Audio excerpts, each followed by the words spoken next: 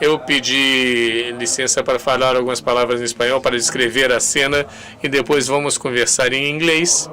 Paulo Roca hoje descreveu os desafios e oportunidades e acabou descrevendo a importância do leveling playing field, o campo de jogo equilibrado para poder concorrer em todos os sentidos, principalmente no ambiental, que é o assunto deste painel. E, precisamente, pegamos essa mesma descrição para este painel que tem a ver com a base dos dados e vimos nas outras apresentações a importância de ter dados confiáveis para poder desenvolver estratégias e poder comunicar aos nossos mercados, comunicar às nossas autoridades regulatórias, etc. Então, agora eu vou passar, e perdão por isso, vou passar para o inglês. E eu descrevi a importância dos dados e os dados vêm de uma seleção de determinadas metodologias e determinada prestação de contas. Nesse sentido, eu quero que Osha e Violeta descrevam o que estão fazendo a Organização Mundial do Comércio e a World Steel nesse sentido. Muito obrigado, José. É um prazer para mim estar aqui com vocês, de fato, novamente. A última vez eu estive por streaming em 2021. Acho que talvez tenham visto a minha apresentação. É um assunto muito álgido, a prioridade central da World Steel e também dos membros da World Steel para tentar alinhar diversas metodologias que lá estão para a indústria do aço. Há muitas maneiras de prestação de contas por diversas razões e de contabilizar. Às vezes queremos conhecer a pegada de carbono de um produto, às vezes queremos conhecer a pegada de uma empresa e queremos prestar informações ao governo. Queremos nos certificar que as metodologias não se desenvolvam afastadas entre si, mas que possamos alinhá-las da melhor maneira possível para nos certificar que seja importante comparar e entender e ter uma compreensão semelhante das temáticas. É com esse espírito que se produz uma nova iniciativa. Eu não sei se vocês conseguem ver a apresentação. Está sendo compartilhada? Ainda não? Então, os princípios de padrão da Steel está tentando definir metodologias para o setor do aço. É uma iniciativa que nós lançamos no ano passado, na Conferência do Clima das Nações Unidas em Dubai, há praticamente um ano, com diversas iniciativas tentando determinar a necessidade de se alinhar com 6 organizações que se reuniram para desenvolver os princípios, a World Steel, a Organização Mundial do Comércio, a Agência Internacional de Energia, a Iniciativa para a Descarbonização Industrial, que é um órgão, é uma iniciativa governamental focada nas compras públicas, também Steel Blackfoot e a Responsible Steel, que são diferentes. Alacero não, Alacero ainda não, hein? Não desde o começo, hein? Mas essas 6 organizações desde o início desenvolveram os princípios que oferecem uma definição de alto nível para alinhar metodologias para saber sobre o que nós estamos falando. E onde não é possível fazer um alinhamento para o certificado de atingir a interoperabilidade, apesar de que não são as mesmas, que todos possamos entendê-las e compará-las entre si. O segundo passo para o reconhecimento de diferentes metodologias. Esse slide mostra todos os assinantes atuais, porque lançamos no ano passado, até Alacero. Os participantes cresceram e consideramos que isso é muito bom. Vocês vão reconhecer organizações intergovernamentais, empresas de aço, associações e atores da cadeia de suprimento. É uma boa iniciativa e estamos trabalhando para alinhar. Violeta, qual o papel da Organização Mundial do Comércio nesses princípios? Obrigada, José e organizadores, pelo convite. Eu trabalho para a Organização Mundial do Comércio e para a Secretaria, que serve a 166 membros, governos do mundo inteiro, que são 98% do comércio global e PIB. A pergunta que você me colocou já foi feita pelos meus amigos. Para que você vai para uma palestra, uma conferência sobre aço? Há 2 anos eu não sabia o que era Alacero, não sabia sobre o World Steel Association, e hoje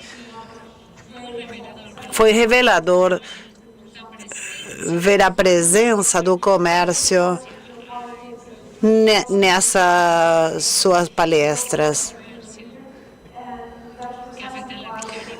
E isso afeta a região e é por isso que a OMC quer se envolver nessa conversa. Os princípios do aço. Bom, quando começamos a ver que muitos dos membros dos comitês expressavam preocupação porque viam que as normas verdes em setores com alto consumo de energia aumentavam e as indústrias pagavam custos crescentes, com preocupação sobre medições, maior rendição. E queremos fazer alguma coisa para ajudar. Nós, na OMC, temos o acordo que se chama Barreiras Técnicas para o Comércio.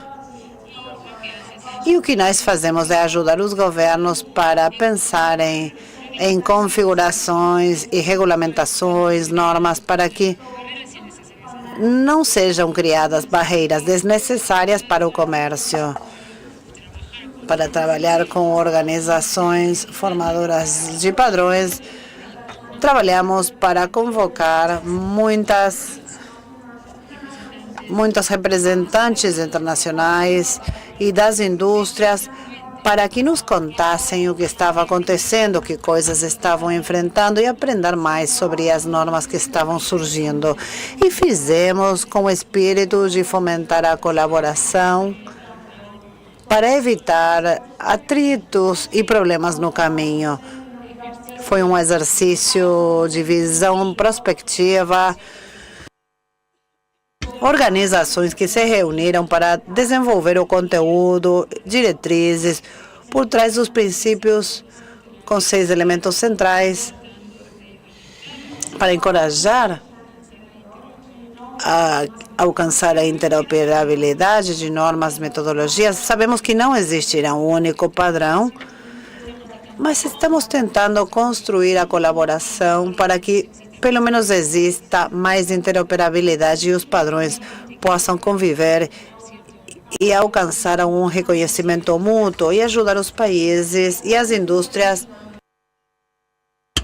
Na OMC, utilizamos o poder de convocação, temos 166 membros, tentamos reuni-los com a World Steel Organization para desenvolver conhecimento, dados, para que os governos tenham melhores informações possíveis. A Alacero assinou esses princípios porque vemos que o caos, as múltiplas alternativas não ajudam a gerar confiança nos nossos clientes e nos mercados e atores. Por isso, queremos que vocês trabalhem em representação de World Steel, Alacero e seus membros para tentar converger na máxima medida do possível. Poderia comentar um mapeamento de alternativas? Claro, eu já disse que existem tecnologias, mas não sabíamos quantas eram ou quais eram utilizadas, as mais utilizadas, e qual a semelhança entre elas. Começamos a fazer um mapeamento muito importante há 6 meses, quando coletamos os dados. Chegamos a um número de aproximadamente 80, e isso não quer dizer que sejam únicos. Existem variações e selecionamos as 40 mais utilizadas verificando termos as melhores informações sobre a criação das normas em 40 categorias. E comprovamos que existe vínculos entre as normas, porque elas fazem referências cruzadas umas com as outras, e as mais utilizadas são as duas criadas pela World Steel, o relatório de avaliação do ciclo de vida e normas ISO criadas na base dela, e o protocolo para os gases de efeito estufa. É um bom ponto de partida. Temos poucas normas que são a base para o resto. E depois todos contribuíram com diferentes aspectos. Temos âmbitos de aplicação diversos para companhias, para sites. E esse não é necessariamente um problema. Temos diferentes coisas que podemos tentar fazer para harmonizar as normas e que elas possam ser comparadas. E o que pensamos foi que seria uma vantagem ter um único ponto de apresentação de relatórios. Então, mensurando a pegada de carbono, podemos fazer um relatório para a pegada de carbono de aço bruto, e podemos fazer isso escolhendo as emissões de aço cru e fazer na companhia, e assim podemos ver mais facilmente as diferenças. Também é importante não medir só o dióxido de carbono, mas também os gases de efeito estufa. Liechtenstein falou sobre isso, sobre as emissões de alcance 3, que estão recebendo a cada vez mais atenção. E no aço, particularmente, precisamos examinar as emissões do minério de carbono e gás natural. E parece que essas emissões foram subdeclaradas no passado. Não que tenha sido feito de propósito, mas as emissões de minério não foram medidas de forma acurada. Além de ter metodologias convergentes, alguns fatores de medição externa irão evoluir ao longo do tempo, como John Liechtenstein disse, como o metano emitido no minério de carbono, por exemplo. Pois é, estamos aprendendo o tempo todo. E conhecemos bem as emissões dos nossos processos, mas quando vemos a cadeia de suprimento, recebemos novas informações. O metano é uma das coisas que irá mudar. E se começarmos a apresentar relatórios mais detalhados, acurados, quer dizer que as nossas emissões informadas aumentarão. Mesmo não sendo as emissões aumentadas, elas sempre estiveram lá, só que antigamente não eram informadas. Esse é o desafio. Esse é um problema para a comerciabilidade do aço. Se o aço for comercializado no mundo inteiro, também o dióxido de carbono, porque ele é incorporado na contagem no comércio. A pegada de carbono, então, e os problemas comerciais são questões intimamente ligadas. Da perspectiva comercial, o que a OMC pensa que é importante para ter uma compreensão comum para minimizar esse atrito no comércio? Talvez poderia começar compartilhando algumas estatísticas sobre a possibilidade de comercializar a nível internacional. Vocês conhecem as estatísticas? 400,2 toneladas métricas de aço são comercializadas internacionalmente. E não é surpresa que países como a China, o Japão, ou a Coreia do Sul, a Alemanha, a União Europeia como bloco, sejam os maiores exportadores de aço. Também temos grandes importadores de aço para entender como é essa relação entre importação e exportação. Para nós, na OMC, o que é importante, o nosso mandato requer garantir que o comércio seja o mais equitativo, transparente, livre e possível. Pelo que eu sei, no tocante ao comércio, não existe uma maneira única de medir as emissões de carbono dos produtos. O comércio de bens é muito importante na economia atual.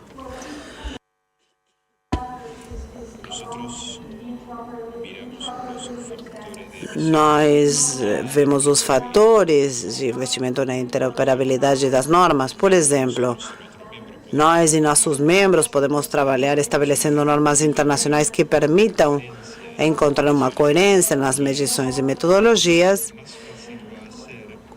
Mais fácil será fazer as comparações entre os países.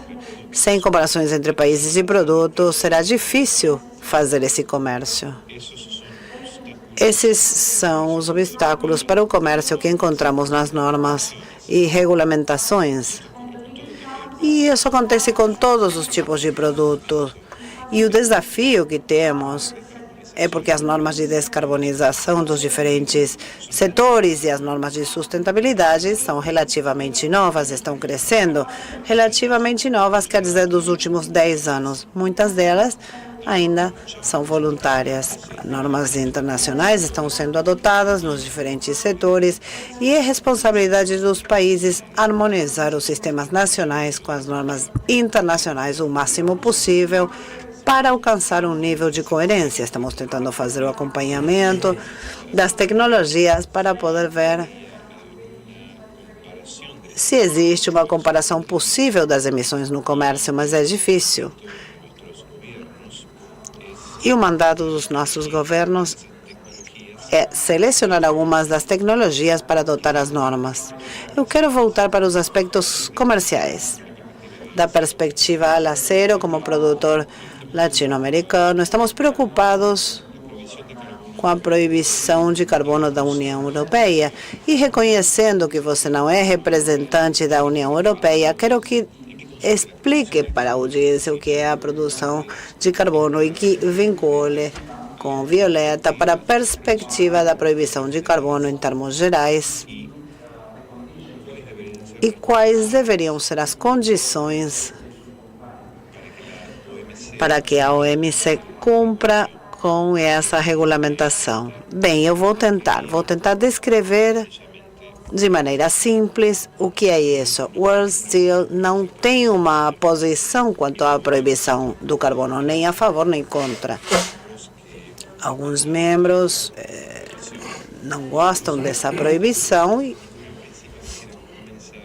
mas eu quero começar mencionando o sistema de comercialização das emissões. Na Europa, vocês sabem, basicamente, temos que comprar permissões para a emissão de gases de efeito estufa na indústria do aço, mas como o aço é um setor de comércio, até hoje os produtores europeus obtiveram essas permissões de forma gratuita, em grande medida, cobrindo a maioria da produção na Europa até certo ponto de referência. Não vou explicar os detalhes. A ideia é que, já que precisamos descarbonizar, ou que a Europa precisa descarbonizar, está decidida a fazer isso, essas licenças gratuitas devem ser paulatinamente retiradas. O que quer dizer que o custo de produção, o custo das emissões, em particular na Europa, vai aumentar de maneira expressiva. E depois existe o risco da perda de carbono. Nas empresas da Europa, as empresas na Europa não estão investindo em outros lugares onde as proibições não são tão estritas, e para evitar isso, existe um mecanismo de ajuste de fronteiras que, por chamar de alguma maneira, se certifica de que os produtos importados pela Europa paguem os mesmos custos que os produtos europeus. Isso não vai acontecer do dia para a noite. A proibição do carbono foi introduzida há cerca de um ano e, pelo momento, é uma obrigação de apresentar relatórios.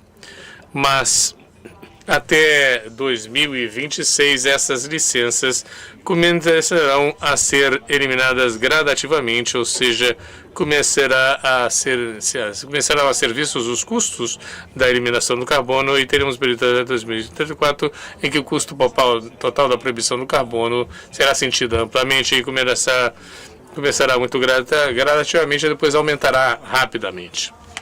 É importante saber que se vocês já estão pagando um preço pelo carbono no país de produção, esse custo pode ser deduzido do custo dos certificados da produção de carbono que vocês podem comprar.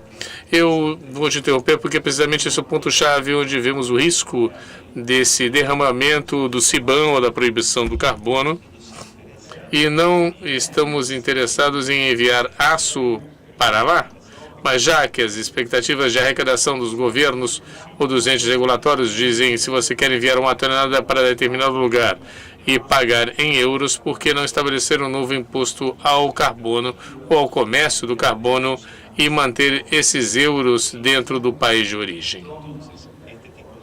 Então, esse tipo de efeito dominó, o derramamento, o efeito cascada do carbono é um problema que também temos.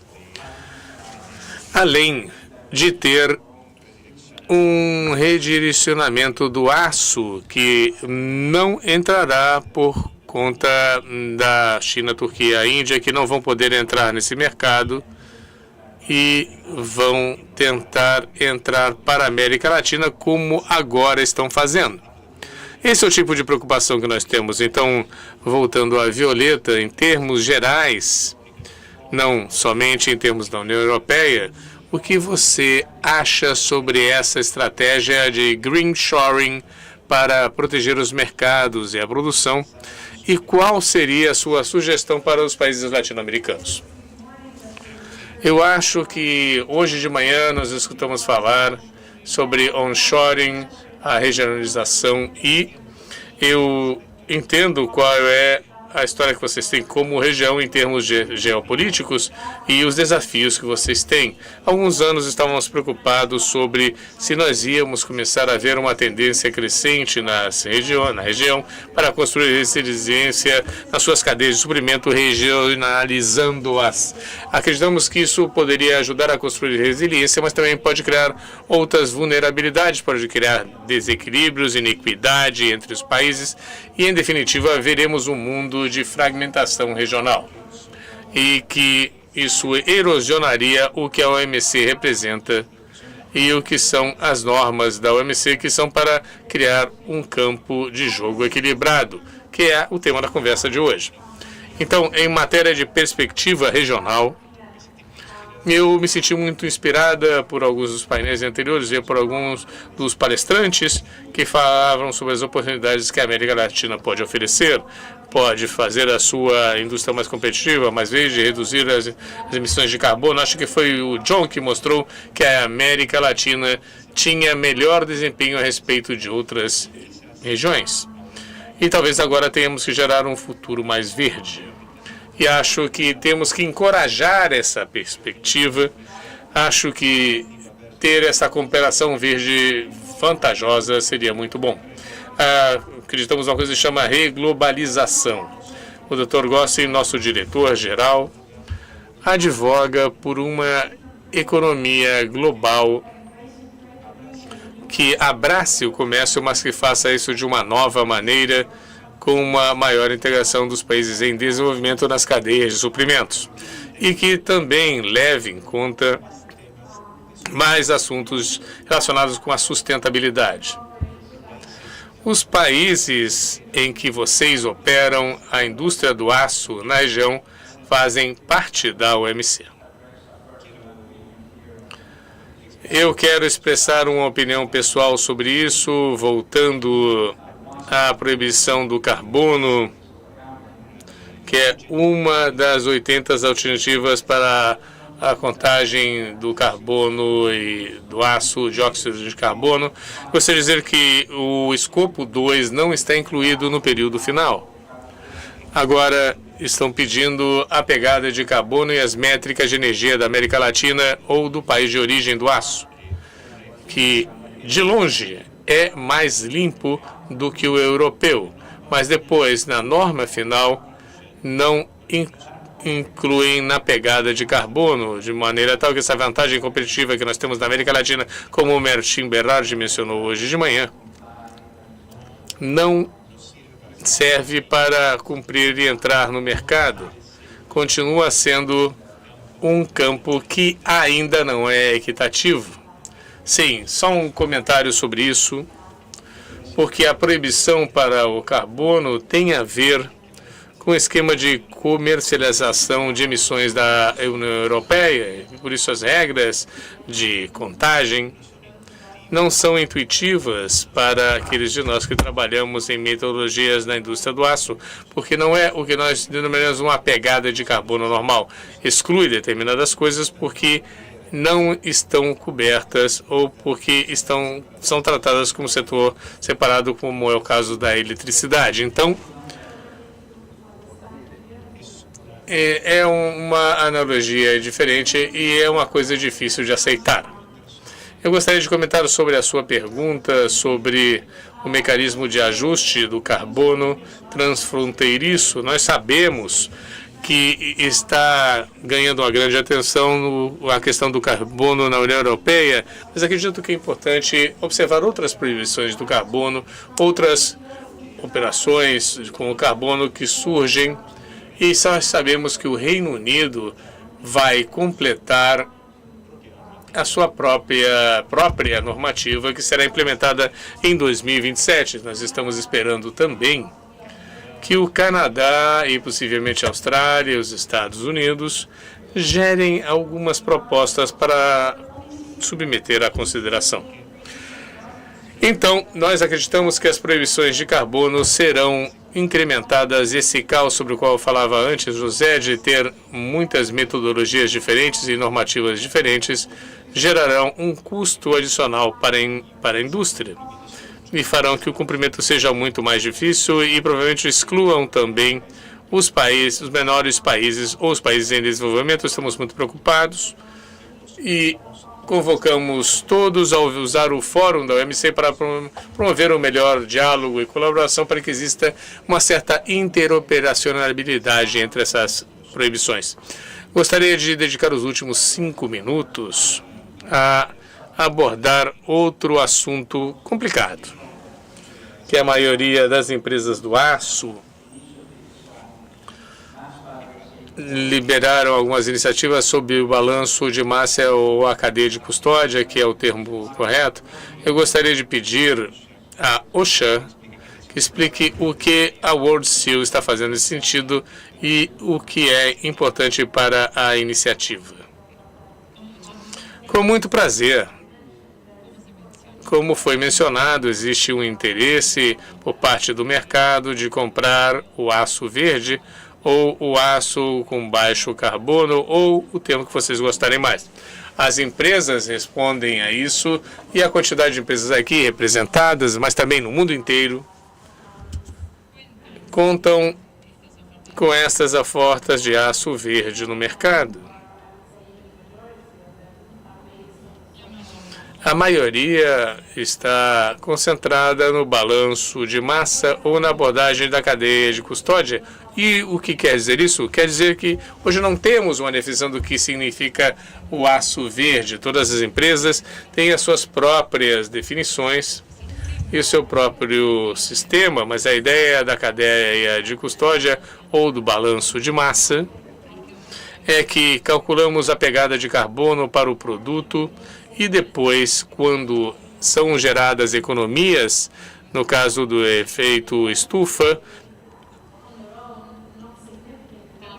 talvez não tenha tanta importância como para mudar muito a pegada, talvez mude em alguns pontos percentuais, mas não é suficiente para declarar que o produto é verde. Então, em vez de mudar a pegada, nós ficamos com essas reduções depositamos isso em um banco, e quando o cliente quer comprar um produto de vocês, por exemplo, com uma pegada menor, compra um produto e também compra certificados que vocês têm no banco. São certificados das reduções. Em lugar das reduções serem distribuídas em toda a produção, são guardadas e são alocadas a um produto especial. Esse é o conceito que está por trás disso. Novamente, como eu mencionei, não existe metodologia hoje para fazer isso. Uma metodologia em comum, alguns setores fazem, mas para input, por exemplo, no setor químico, fazem para conteúdos reciclados de um input biobaseado, mas isso vai crescendo. Está crescendo a sua adoção com as diversas metodologias e, novamente, temos uma solicitação do Comitê Executivo da World Steel para começar a trabalhar no desenvolvimento de um guia de como isso poderia ser aplicado no setor do aço para tentar alinhar essas e fechar essas lacunas. E estivemos trabalhando nisso na força-tarefa com os membros, que é uma força-tarefa muito global e um trabalho muito interessante, entendendo o que as diversas empresas fazem e os aspectos importantes e quais são eles. E emitimos os princípios em abril deste ano. Eles estão disponíveis no nosso site e desde esse momento estivemos trabalhando num guia mais pormenorizado, ainda não está totalmente aprovado e espero que possamos fazer isso nas próximas semanas e publicar novamente no nosso site. Então, para terminar, isso está uma etapa muito preliminar das conversas, algumas normas dentro da ISO começando a serem desenvolvidas, então é uma maneira que possamos consolidar as nossas visões e assim possamos compartilhar essas visões nos processos internacionais. Acabou o nosso tempo. Eu quero agradecer as duas, porque realmente estão enfrentando desafios, unindo todos nós e obtendo os consensos necessários em um aspecto tão controverso, tão polêmico, dependendo do país e da tecnologia que nós temos para produzir aço. Muitos assuntos, todos juntos, e o trabalho que estiveram realizando é muito relevante e os desafios futuros que enfrentam são muitos. Desejamos muita sorte para poder nivelar as regras de prestação de relatórios e também nivelar o campo para todos nós. Eu quero acrescentar que não seria possível sem a sua participação, de todos vocês, porque não são só as empresas, são os atores, a cadeia de suprimentos, as organizações intergovernamentais, porque não precisamos estar de acordo, também temos que implementar, isso foi mencionado, 2,6, é a participação de CO2 em bebida no aço produzido na América Latina, ou seja, é quase desprezível. Nós temos uma presença sólida, estando em cada reunião técnica, estratégica e política. Eu quero agradecer aos membros da Aracero por estarem aí sempre. Novamente, muito obrigado. Um último comentário final, uma coisa a acrescentar.